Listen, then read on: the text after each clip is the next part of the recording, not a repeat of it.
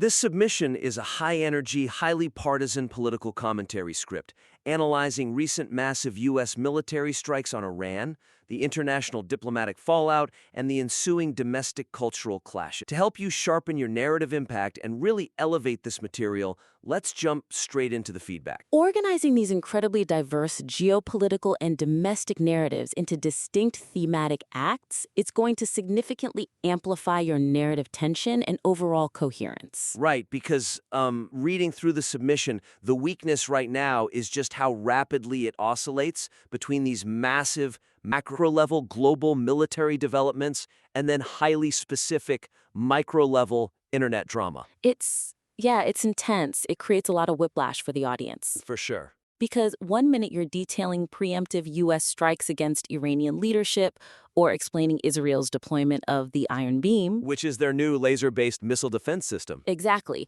Their system for intercepting rockets from Hezbollah. So you have that massive scale.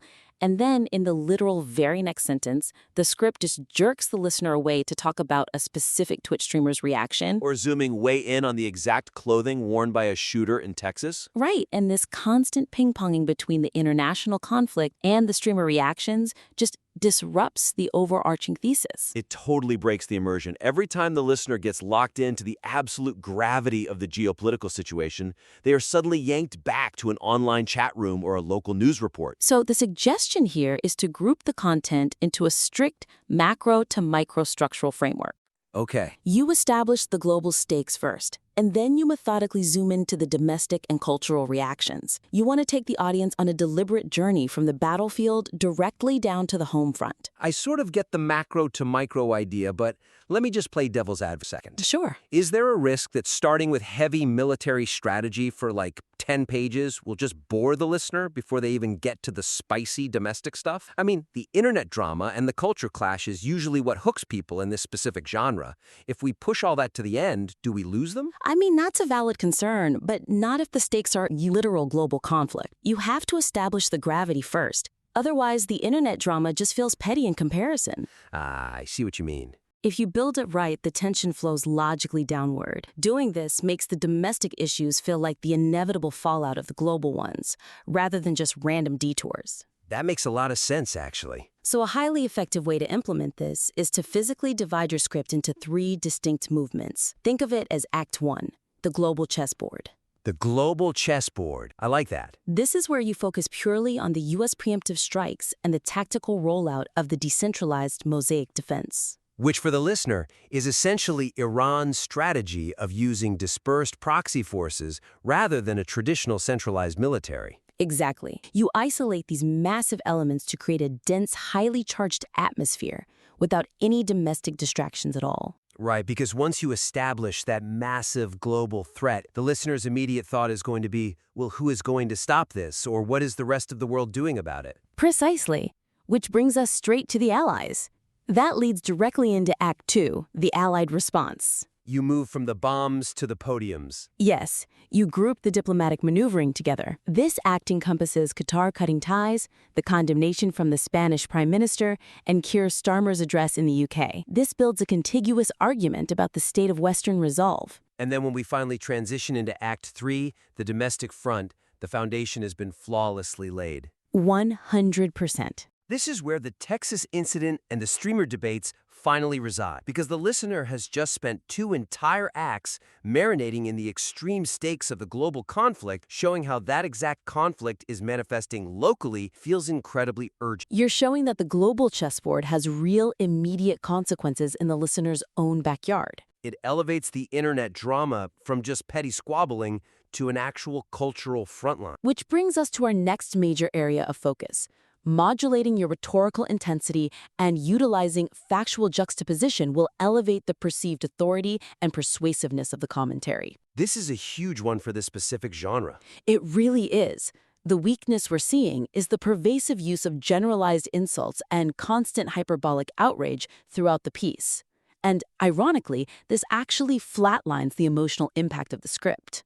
Right? If you tone down the yelling and just put 2 contradictory facts side by side, it makes you sound so much smarter and more authoritative. Because we can absolutely see what the writer's going for here.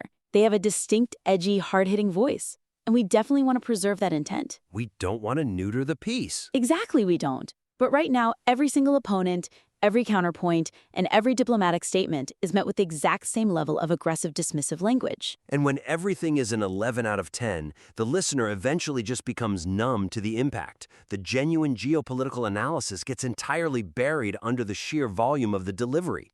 It makes the commentary easily dismissible by anyone outside of the immediate echo chamber, because the intellectual weight is completely obscured by the insults. So the suggestion is to deploy sharp, targeted satire and factual juxtaposition in place of blunt slurs to critique opponents. By letting the stark contradictions in the opponent's own words do the heavy lifting, the author can maintain that highly aggressive partisan tone, but vastly increase the intellectual weight of the argument. Let reality deliver the punchline for you. Yes, let's workshop how that factual juxtaposition operates in practice, because this is really where the magic happens in audio. Let's look at the section discussing the UK Prime Minister's address. Right now, the script relies heavily on immediate name-calling and mocking his physical demeanor. But how do we replace a blunt insult with a sharper, more devastating rhetorical device? You use his own words against him. You take the Prime Minister's literal quotes, specifically where he talks about protecting British lives and preventing the situation spiraling further, and you juxtapose them directly against the statistic you cited about the 20 active terror plots on British soil.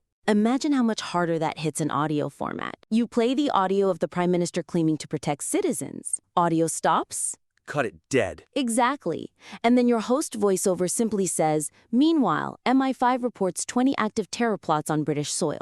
Wow, yeah. The stark contradiction between the rhetoric of safety and the reality of the threat serves as a much more devastating, intellectually rigorous punchline than any name-calling ever could. It forces the opponent's own framework to collapse on itself. Okay, I absolutely love that. But what about the sections dealing with internet cult? How do we apply that same restraint to the streamer reaction? Because there's a segment in this script about Hassan Piker, a massive political streamer, where he's discussing purchasing suicide drones in the online marketplace for the love of the game. Right. And in the current draft, the host rushes to immediately yell over the quote and attack the streamer. Which is the natural instinct. It is an outrageous quote, so the writer's instinct is to match the outrage. But a much stronger, much more cinematic choice is to let that quote stand entirely alone. Let the audio play, and then follow it with a cold, silent beat. Just dead air. Give the audience 3 full seconds of dead air to actually process the profound shock value of what was just said. That silence creates a vacuum that the listener's own outrage rushes to fill. Precisely. By withholding your immediate outrage and letting the absurdity of the quote echo in the silence,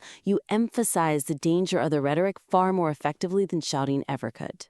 The silence itself becomes a tool of condemnation. You don't need to tell the audience to be angry, you just give them the space to feel it themselves. And on the flip side of that, there are moments where the script is trying to establish its own moral or strategic high ground, like the use of Marco Rubio's 11-year-old prophetic quote regarding the geopolitical landscape. The writer wisely includes this, but its impact can be maximized by using it as a grounding anchor for the entire script's tone. Highlighting how calm, calculated foresight often hits much harder than reactive anger.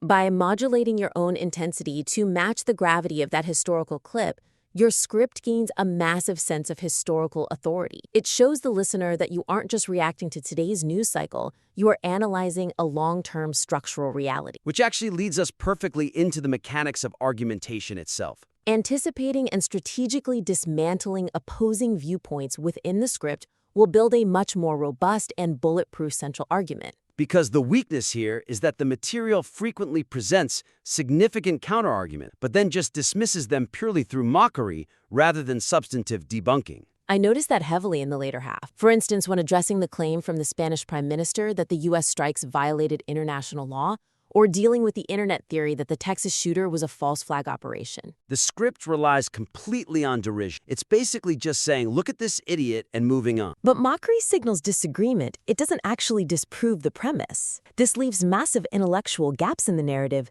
that a skeptical listener could easily exploit. So the suggestion is to temporarily adopt the opponent's premise to show exactly why it structurally failed. You have to invite the counter-narrative into the room, examine it, and neutralize it with precise logic and historical context first. By neutralizing the counter-narrative with precise logic first, the subsequent mocking tone feels earned and victorious, rather than defensive. I know writers sometimes push back on this, though. Is there a risk that by taking a counter-argument seriously, even for a moment, you accidentally validate it? Like if you spend 2 minutes explaining the false flag theory, does the audience start believing it? It is a common fear, but the opposite is true. Systematically dismantling an argument is the ultimate show of dominance over it. If you just mock it, it looks like you're afraid to actually engage with the substance. You look threatened by it. Exactly. Let's take that international law critique brought up by Spain and the UN. Instead of simply laughing at the concept of international law, briefly outline what that law actually entails